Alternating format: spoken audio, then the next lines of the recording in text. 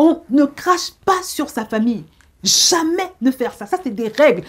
Il y a un honneur que tu dois à ta famille. C'est les gens qui t'ont élevé. C'est les gens qui t'ont donné la vie. C'est les gens qui ont fait de toi ce que tu es. Quels que soient les problèmes qu'on peut avoir dans la vie, il ne faut jamais cracher sur sa famille. Il faut toujours garder ce sens de l'honneur vis-à-vis de ses parents. Voilà.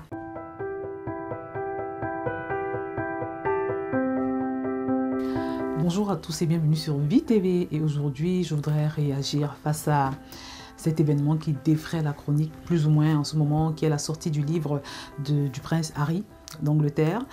Et la raison pour laquelle je fais cette vidéo, ce partage, c'est que je pense que ce que j'ai à dire peut aider beaucoup de personnes. Parce que quand tu considères ce qui s'est passé, un jeune homme qui se permet d'écrire un livre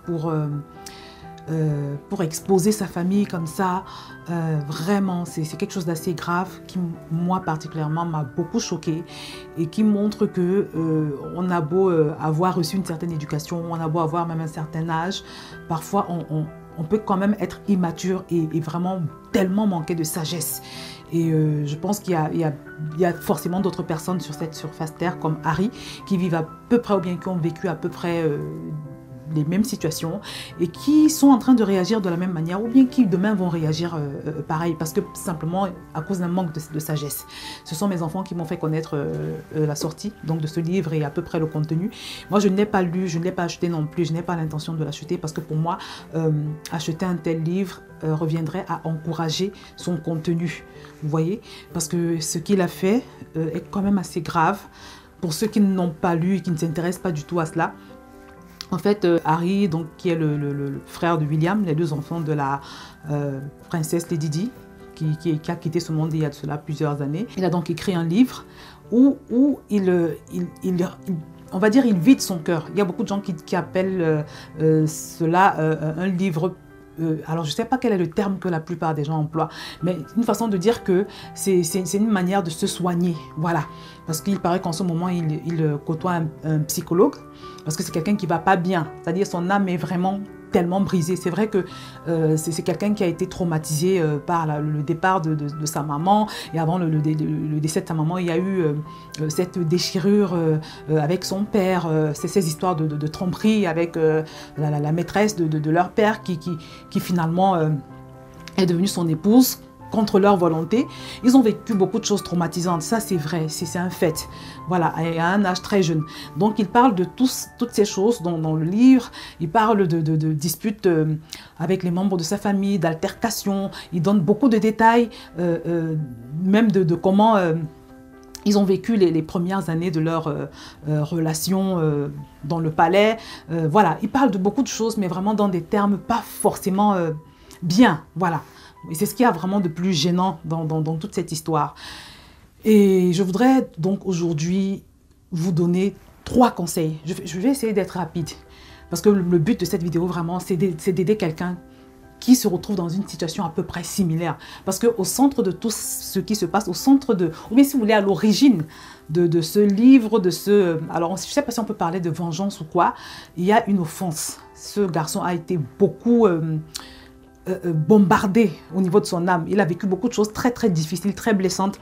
Et c'est ce qui explique la sortie de ce livre. Moi, c'est mon analyse. C'est vrai qu'il y a des gens qui lui attribuent d'autres motifs, comme le motif financier, par exemple, soit disant que, étant donné qu'il ne reçoit plus la même quantité d'argent que par le passé, aujourd'hui, il faut qu'il vive et qu'il est obligé donc de procéder de cette façon voilà, en écrivant un livre, parce qu'il paraît que le livre, c'est tellement déjà bien vendu au jour où nous sommes, et pourtant sa sortie est très récente. Donc, je vais aller droit au but. La première des choses, et bien aimé, c'est de vous conseiller, surtout pour vous qui êtes encore célibataire, de faire très attention à la femme ou à l'homme que vous allez épouser. Faire très attention à la femme ou à l'homme qu'on épouse, parce que beaucoup de gens se limitent à un beau visage. J'ai vu une belle femme, elle est magnifique, elle a un visage d'ange. Je tombe amoureux ou je tombe amoureuse. Des fois, on parle même de coup de foudre. Et puis, on est pris par les émotions, on est pris par les sentiments. Et on pense que c'est suffisant pour se mettre en couple avec quelqu'un sur une longue durée dans le cadre d'un mariage. Eh bien aimé, ce n'est pas du tout suffisant d'épouser quelqu'un sur la base des émotions, des sentiments, de sa beauté. Voilà, parce qu'un mariage engage fortement. Parce que c'est quand même associer ta vie à une personne. C'est quelque chose d'énorme. Vous voyez, c'est quelque chose d'énorme. Donc, quand tu associes ta vie à une personne, tu associes ta vie à une façon d'être, à un système de pensée. C'est très important de tenir compte de votre compatibilité. C'est-à-dire, au moment de te marier, là, tiens compte de beaucoup de facteurs. Parce que dans le cas qui nous concerne, on a affaire à quelqu'un qui est d'une famille royale, qui a épousé une fille du peuple. Et c'était prévisible que tôt ou tard, elle ne supporte pas le style de vie d'une famille royale, parce qu'elle n'est pas du milieu. Vous voyez? Et c'était donc aussi prévisible qu'elle l'entraîne à faire des choses qui ne correspondent pas à une royauté, à la royauté qu'il est.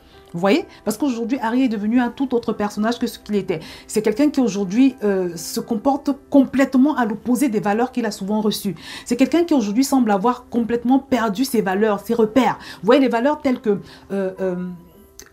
préserver la famille, laver son linge sale en famille, même si on ne s'entend pas avec son frère ou sa sœur. Il y a des limites qu'on ne franchit pas. Voilà, en tout cas, ce garçon semble avoir perdu tous les repères. Et bon, beaucoup de gens disent que c'est l'influence de son épouse. Ce qui est sûr, c'est que même si ce n'est pas elle qui l'influence directement, elle n'est pas en train de l'aider à se comporter différemment. Parce que quand une femme se retrouve aux côtés d'un homme, bien si vous voulez, quand Dieu met une femme à côté d'un homme et vice-versa, un homme auprès d'une femme, c'est justement pour l'aider. Parce que si tu vois ton mari en train d'aller dans tous les sens et que tu ne réagis pas, vous voyez, il y a un proverbe qui dit qu'il ne dit mot consent. Tu vois, qui ne dit mot consent. Donc, en tout cas, elle n'est pas en train de le dissuader visiblement de faire tout ce qu'il fait actuellement. Il y a beaucoup de gens qui sont choqués. Donc, la première chose que je voudrais te dire, mon frère, ma soeur, c'est que t'engager dans le cadre d'une alliance, d'un mariage avec quelqu'un, ça peut t'amener très loin. Aujourd'hui, ce garçon ne s'entend plus avec son frère, son seul frère, il n'a pas d'autre frère. Voilà, il ne s'entend plus avec son père. Aujourd'hui, sa famille est devenue comme, je sais pas quoi, comme des démons, en fait. Ils sont devenus comme ses ennemis. On ne crache pas sur sa famille. Jamais ne faire ça. Ça, c'est des règles. Il y a un honneur que tu dois à ta famille. C'est les gens qui t'ont élevé. C'est les gens qui t'ont donné la vie. C'est les gens qui ont fait de toi ce que tu es. Quels que soient les problèmes qu'on peut avoir dans la vie, il ne faut jamais cracher sur sa famille. Il faut toujours garder ce sens de l'honneur vis-à-vis de ses parents. Voilà. Et on n'est pas obligé de tout faire sortir au grand jour comme il l'a fait, au point d'écrire un livre. Déjà, avant d'écrire le livre, il avait donné des interviews partout. Vraiment, ce n'est pas nécessaire de faire ce genre de choses. Et ça ne porte pas chance, mes amis. Ça ne porte pas chance. Quand vous lisez la Bible, je vais vous mettre les versets, parce que je n'ai pas envie de faire une longue vidéo. Je vais vous mettre les versets en bas de toutes les conséquences qu'il y a à déshonorer ses parents. On ne déshonore pas ses parents, on ne déshonore pas sa famille. C'est quels que soient les problèmes qui peuvent se poser. Vous voyez? Donc, ça, c'est la première des choses que je voulais dire. Faire très attention à épouser une femme ou un homme avec qui on a à peu près les mêmes valeurs, les mêmes repères, parce que sinon ça peut donner ça. Elle s'est installée, du moins elle est arrivée dans le palais, elle s'y est pas sentie à l'aise, ce qui était normal parce qu'elle n'était pas du milieu. Vous voyez, vous comprenez, beaucoup de personnes vont comprendre maintenant pourquoi la reine était exigeante dans le choix du moins dans ses conseils, hein, dans ce qu'elle a toujours préconisé comme conjoint pour les membres de la famille royale. Parce qu'après, on arrive à ce genre de choses. Parce que je vous le dis, je vous le redis, ce garçon a cessé d'être un roi. Là, il ne se comporte plus comme un roi, comme un prince. Voilà. Là, il n'est prince que de nom.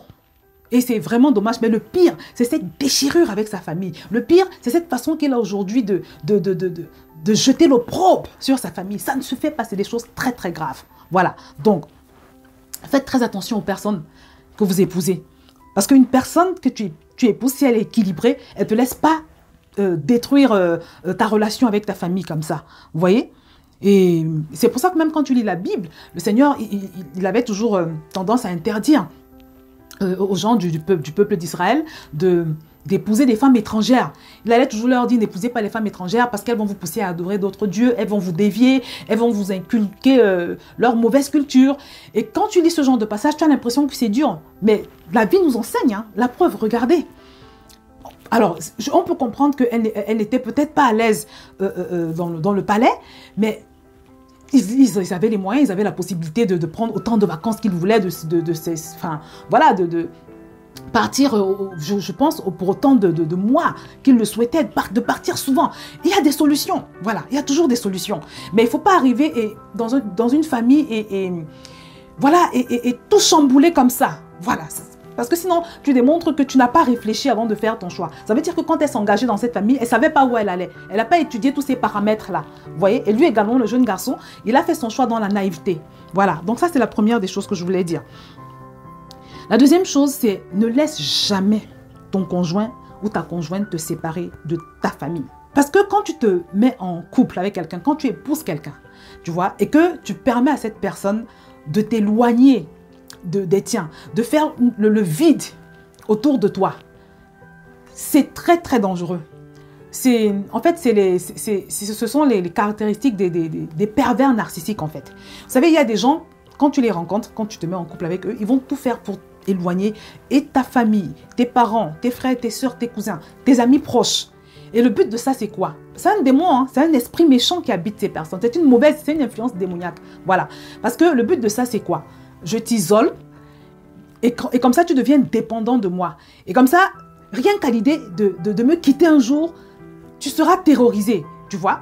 Donc, je fais le vide autour de toi pour mieux te manipuler, pour mieux te dominer, pour mieux te contrôler, pour mieux régner sur ta vie, pour mieux t'emprisonner, pour que plus que jamais tu as l'impression que sans moi, tu ne vas pas t'en sortir. Parce que imaginons, mes bien-aimés, que ces deux-là se séparent aujourd'hui. Pour une quelconque raison. Bon, on ne le souhaite pas, bien évidemment. On ne le souhaite pas, mais c'est des choses qui peuvent arriver. Malheureusement, c'est des choses qui peuvent arriver. Donc, imaginons que ces deux se séparent. Soit il lui arrive quelque chose à elle, ou bien qu'elle décide de divorcer en sachant qu'elle a déjà divorcé une première fois. Je ne suis pas en train de la juger. Mais juste, je dis, c'est des choses qui peuvent arriver. Imaginons un peu le scénario. Elle le lâche là aujourd'hui. Mais qu'est-ce qu'il va devenir? Où va-t-il aller? Où va-t-il aller? C'est quand même sérieux. Voilà. Il risque de se retrouver avec des envies de suicide, je n'ose même pas imaginer ce qui va se passer. Ne jamais permettre à qui que ce soit de créer le vide autour de toi et surtout de te séparer de ta famille. Je vous assure. Ne jamais permettre cela. Ne jamais se mettre dans une circonstance où on ne peut plus retourner dans sa famille parce que tellement on leur a fait du mal, parce que tellement on a mal parlé d'eux, tellement on les a déshonorés, qu'on n'aurait plus le courage de retourner. Jamais, jamais, jamais, jamais. Voilà, ça c'est une erreur vraiment à ne pas commettre. Non, ça c'est vraiment pas des choses qui se font. La troisième chose, ne jamais laisser l'offense te ronger au point de conduire vers la vengeance. Parce que je crois que dans la tête de Harry, il se dit que quelque part, il faut qu'il se venge, il faut que voilà qu'il sorte qu'il a dans le cœur, parce que de toutes les manières, il a subi ci, il a subi ça. Mais bien aimé, il ne faut jamais se venger. Dans cette vie-ci, il existe ce qu'on appelle la loi de la semence et de la récolte. Quelqu'un qui t'a fait du mal, sois sûr que ce mal qui t'a été fait est enregistré dans le ciel. Donc si tu penses que vraiment la personne est dans son tort et qu'elle s'est mal comportée envers toi, laisse le ciel se charger d'elle. Et c'est pour ça que la Bible nous dit, Dieu dit quelque part dans la Bible, à moi la rétribution, à moi la vengeance. Il nous dit, ne vous vengez pas vous-même. Je vais vous mettre tous ces versets. Ne vous vengez pas, à moi la rétribution, à moi la vengeance. Tout le mal que nous faisons sur cette terre est enregistré dans le ciel. Et puis à un moment donné, quand ta coupe est pleine, tu récoltes. Pareil pour le bien que nous faisons. Il y a des gens qui font beaucoup de bien aux gens. Ce bien également est enregistré dans le ciel. Je vous assure ce que je vous dis, même les incroyants l'ont compris. Donc, ce n'est pas la peine de vouloir se venger. Ce n'est pas la peine aussi de permettre qu'une offense te ronge. Parce que quand tu permets qu'une offense te ronge, ça détruit ta santé, ça t'affecte ta santé. Il est aujourd'hui scientifiquement prouvé que les émotions mal gérées sont responsables de beaucoup de maladies telles que des cancers, des accidents vasculaires cérébraux, des crises cardiaques, des ulcères. Non seulement tu exposes ta santé, mais en plus, voilà, tu peux te retrouver à poser des actes comme ce qu'on voit aujourd'hui avec Harry. Donc, ce n'est jamais la peine de se venger, quel que soit ce qu'on a pu te faire. Crois qu'il existe un Dieu là-haut, je t'assure. Quand tu lis la Bible, tu vois qu'à chaque fois qu'il y a un mal qui est commis, la Bible va toujours te dire que le sang de la personne qui a été tuée est en train de crier. Voilà, dans le ciel. Donc, il y a un son qui est émis dans le ciel. À chaque fois qu'on te fait du mal, il y a un son, du moins, à chaque fois qu'un homme fait du mal à un autre, il y a un son qui est émis dans le ciel. Donc, ne t'inquiète pas par rapport à ça. Maintenant, comment sortir de l'offense? La première des choses, c'est déjà de se dire que quelqu'un qui te fait vraiment du mal, vraiment, la plupart du temps, c'est pas la personne, hein, c'est l'ennemi, parce qu'il existe un diable sur cette terre, comme moi j'ai l'habitude de le dire, qu'on y croit ou pas, il existe des forces du bien et des forces du mal. Et la force du mal par excellence, c'est Satan. Donc, les gens ils sont manipulés par le diable, ils sont contrôlés par le diable. Des fois, ils sont même possédés, ils sont totalement possédés. Vous voyez? Parce que quand Dieu veut faire du bien, comme j'ai l'habitude de le dire, très souvent, il passe par des gens. C'est pour ça que vous allez voir des gens qui sont comme des anges, toujours en train de faire du bien aux autres. Dieu passe par eux pour agir dans la vie de ses enfants sur la terre. Maintenant, quand Satan veut te faire du mal également, la plupart du temps, il va passer par des personnes.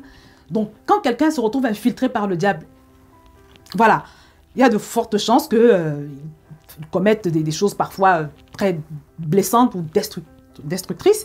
Et c'est comme ça que parfois on se retrouve blessé, on se retrouve détruit par des personnes. Vous voyez? Mais quand c'est comme ça, c'est très important de se dire que ce n'est pas la personne, mais c'est l'esprit derrière. Ton ennemi et mon ennemi, notre véritable ennemi commun, c'est le diable. C'est lui la force principale du mal. Donc déjà se dire ça. Et une fois que tu te dis ça, ça te permet de ne pas haïr la personne. Tu vois? Et de comprendre que justement, celui contre qui tu dois prier et tout, c'est l'ennemi, c'est l'esprit qui l'habite, c'est le mauvais esprit qui l'a influencé. Donc ça, c'est une chose. La deuxième chose maintenant à faire, c'est de prier pour cette personne. Porter cette personne dans tes prières, l'élever au trône de la grâce de Dieu, supplier le Seigneur de la libérer. Le fait de voir les choses ainsi, c'est-à-dire de comprendre déjà que ce n'est pas forcément elle, mais que c'est l'esprit qui l'a infiltrée, et le fait également de prier pour elle, va te remplir de compassion. Tu vas voir, ce sera différent. C'est vraiment deux secrets que je te donne. Ça va te remplir de compassion, c'est-à-dire au lieu de la haïr, de lui en vouloir, tu vas la voir plus comme une victime en fait. Parce que la vérité, c'est que la plupart des gens qui font du mal, c'est souvent des gens qui ne sont pas bien eux-mêmes. C'est des gens qui sont en souffrance, en grosse souffrance intérieure. Donc, ce n'est pas la peine de rentrer dans des choses qui vont se retourner contre toi toi-même. Parce que si quelqu'un te fait du mal et que toi, tu lui fais du mal en retour, ça veut dire que vous n'êtes pas trop différents. Et toi aussi, tu vas te retrouver en train de semer de mauvaises semences qui vont t'apporter une mauvaise récolte. Donc, non, tombe pas dans ce piège-là. Reste digne, reste pur, reste, voilà. Remets toutes choses entre les mains de Dieu. Donc, voilà. C'est ce que je voulais partager avec vous, mes bien-aimés. Ce n'est jamais la peine de se mettre dans des situations... Parce que vraiment, ce qu'il a fait là, non. J'ai beaucoup prié pour lui depuis. Je ne le connais pas, voilà. Mais parce que je le sens pas en sécurité. Parce que ce qu'il a fait, rien que ce qu'il a fait là, c'est enregistré dans le ciel. On n'écrit pas un gros livre comme ça où on déballe sa famille, où on déshonore. Non. Ce n'est pas des choses à faire, mes amis. Ce n'est pas des choses à faire. Même si la société où nous sommes l'enseigne et l'encourage, ce n'est pas des choses à faire. Vous voyez? Donc voilà, c'est ce que je voulais partager avec vous. Je ne sais pas si j'ai oublié quelque chose, mais ce qui s'est passé nous montre que tout le monde a besoin du Saint-Esprit. Tout le monde a besoin de Dieu. D'abord, la Bible nous dit, et c'est le Seigneur qui nous le dit dans la parole, que sans lui, nous ne pouvons rien faire. Sans lui, nous ne pouvons rien faire. On a beau être roi, on a beau être prince, on a besoin de Dieu. Et toute personne qui veut affirmer le contraire est simplement soit aveuglée, soit elle est inutilement remplie d'orgueil. Ça ne sert à rien. Parce que tôt ou tard, l'homme finit par admettre qu'il n'est rien.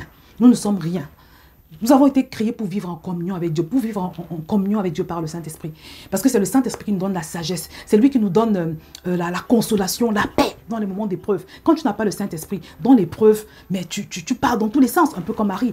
Vous voyez? Donc, tout le monde a besoin de Dieu. Si tu n'as pas encore fait la paix avec Dieu, si tu n'as jamais effectué cette démarche de faire la paix avec Dieu, je vais te mettre un lien en bas de cette vidéo. Tu vas pouvoir le faire tout de suite, aujourd'hui. Et tu vas voir que ta vie ne sera plus la même. Parce que la vérité, c'est que dans tout ça, c'est que ni Meghan, ni Harry, aucun des deux n'a une relation véritable avec Dieu par son Saint-Esprit. Parce qu'il dit dans sa parole, venez à moi, vous tous qui êtes fatigués et chargés, et je vous donnerai du repos. Parce que c'est vrai que ce jeune garçon, il est traumatisé parce que la vie lui a infligé, il y a tout ça. Mais Dieu est celui qui nous dit, venez à moi, vous qui êtes fatigués et chargés, et je vous donnerai du repos. C'est ce qui lui manque en fait. Et c'est pour ça que j'ai inscrit son nom dans mon cahier de prière, dans mon cahier d'intercession. Donc voilà, si vous n'avez pas encore effectué cette démarche de faire la paix avec Dieu, je vous recommande vivement de le faire parce que ça va vous révolutionner. Je sais de quoi je parle parce que moi également, je suis passée par là. Donc voilà, c'est ce que je tenais à partager avec vous. Je tenais vraiment à apporter ces conseils parce que je me suis dit, les gens ont besoin de sagesse, ils ont besoin de conseils, ils ont besoin de repères. Et j'ai tenu à apporter donc ce conseil aujourd'hui. Et j'espère qu'il va pouvoir aider quelqu'un. Je vais donc m'arrêter là. J'espère que vous avez été édifiés. Si c'est le cas, je vous invite à partager cette vidéo, à la liker. Elle peut aider quelqu'un. Donc voilà, je vais m'arrêter là et que le Seigneur vous bénisse.